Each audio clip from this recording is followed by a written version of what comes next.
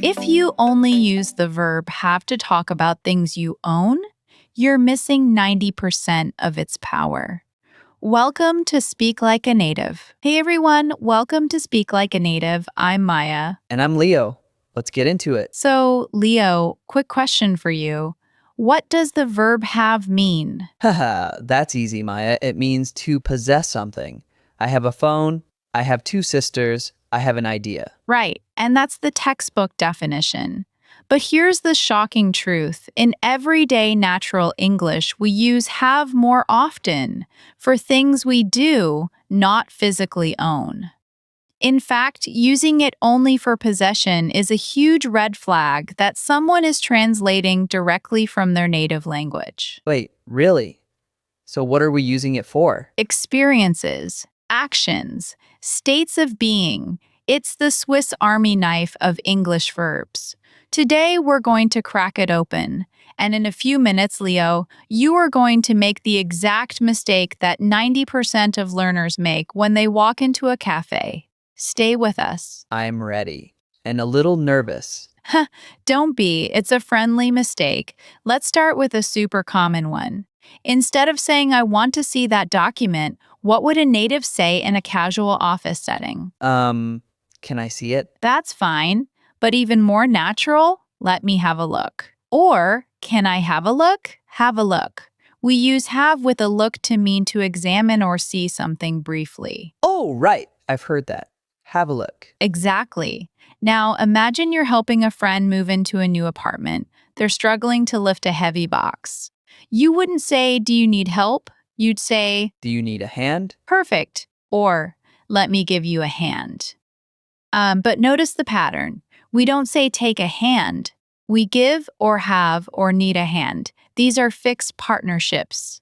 Have partners with so many words. Another one. After a long meeting, your boss might say, let's have a break. Not take a break? I hear both. You do.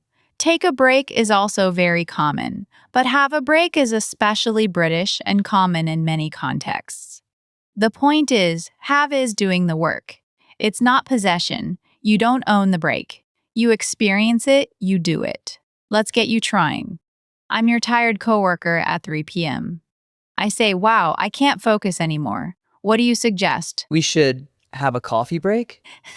Yes, have a coffee break. Or just have a coffee. See, now we're moving from actions to consuming things.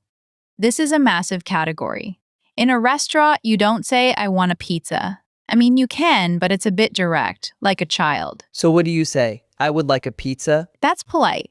But in a super casual, natural way with friends or at a fast counter, I'll have the pizza. Or, can I have the pizza? Have becomes the verb for ordering and consuming. I'll have a coffee. She's having the salad. Now, here's your challenge, Leo. We're at a Starbucks. I'm the barista. I say, what can I get for you? Go. Okay, I want a large latte. And there it is. The classic mistake. I want a large latte. It's not grammatically wrong, but in that service transaction, it sounds a bit blunt, a bit demanding. It lacks that social softness. A native would almost automatically use have or get. Can I get a large latte, please? Or I'll have a large latte, please. Have and get in this context are softer, more polite. I've been saying that wrong this whole time. I always say I want. And you're not alone. This is a huge one for learners from many backgrounds, especially where the translation of want is used directly in these situations. So let's rewind. Barista says, what can I get for you? I'll have a large latte, please. Perfect. Natural, polite, soft. Now let's move to a trickier area. Have for problems and experiences. What's the difference between I have a problem and I'm having a problem? I have a problem is general. I'm having a problem is right now. Excellent instinct. I have a problem suggests a more permanent or ongoing issue. I have a problem with my internet connection means it's been bad for days. I'm having a problem is temporary, happening right now. I'm having a problem opening this file. It's about the experience you're going through at this moment. Same with have trouble. I have trouble sleeping means you often can't sleep. I'm having trouble sleeping means lately. or specifically tonight. That's a subtle but important difference. It is, and this is where grammar and meaning meet. The simple present have for general states, the continuous having for temporary experiences. Now, here's the part that surprises most people. Have for arguments and ideas. If someone says something smart in a discussion, you say, "You have a point," not "you make a point in that moment." You have a point. Right. Yes, it means you possess a valid argument. She had a good idea. He doesn't have a leg to stand on, meaning he has no valid support for his argument. It's all about possessing abstract things, points, ideas, reasons. Let's do a quick layover. Leo, the word collocation. Do you know what that means? It's like words that often go together. Exactly. It's the natural partnership between words. Have has hundreds of collocations. Have a look, have a break, have a problem, have a point. Learning these as chunks is faster and makes you sound more natural than trying to translate word for word. Now, let's talk about common mistakes from different languages because this is so relatable globally. For many Spanish speakers, the direct translation temer is used for age and sensations. So they might say, "I have 20 years" instead of "I am 20, or "I have cold" instead of "I am cold."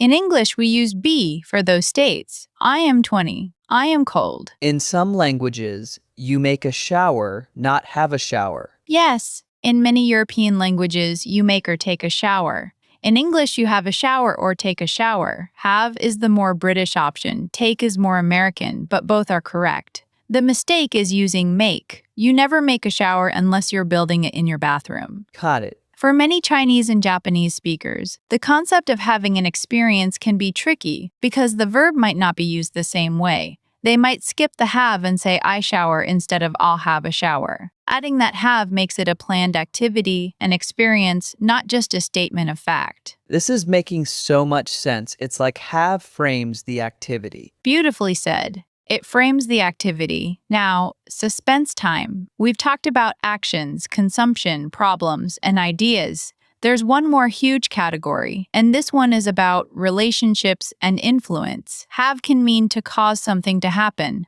I'll have him call you. That means I will cause him to call you. I'll arrange it. She had her hair cut. She caused her hair to be cut.